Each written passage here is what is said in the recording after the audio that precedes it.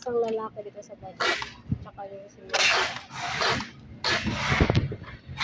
Wait lang daw kasi yung isang, yung na-atraso siya. Yung ano naman, kung kailan na i-pull out yung item. Kasi yun naman yung binibenta niya daw, eh. Monitor, tablet, laptop. Kaya umabot ng ganyung halaga. Hindi, kanina nga, gano'n ako sa computer, tapos habang nag-uusap kami ni Rick. Si Rick ano sabi sa akin.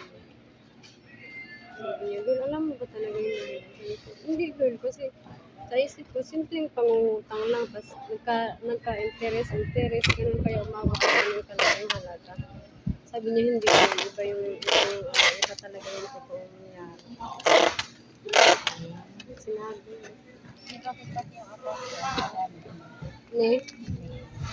Sa Gcash.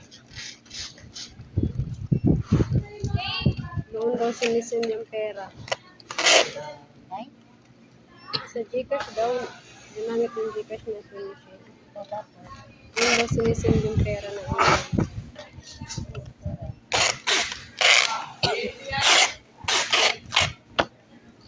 Ang galing, di ba? Yung maawa ka sana, pero sa ginagawa niya, parang mawawalan ka na ng maawa sa mga. Hindi mo na kailangan kaawaan siya kasi matindi na yung gawin. Diba?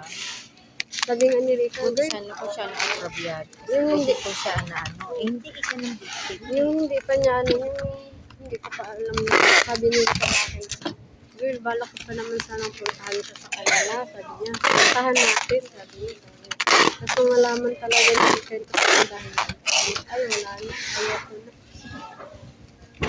Sabi ko, alam mo, tama naman na makulong siya kaya sa ginagawa niya gano'n. Dami niyang dinamay na tao. Tapos mali siya sa ginawa niya kasi dito siya gumawa ng ganyan. Kailangan siya ng yung naatrasuhan niya.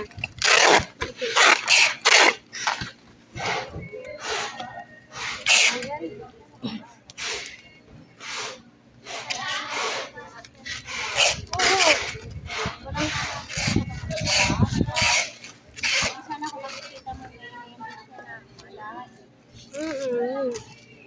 Din ako nagtanong kay Rica.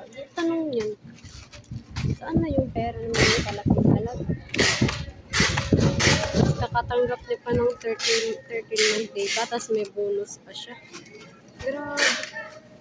Ano kayang ginawa na sa pera?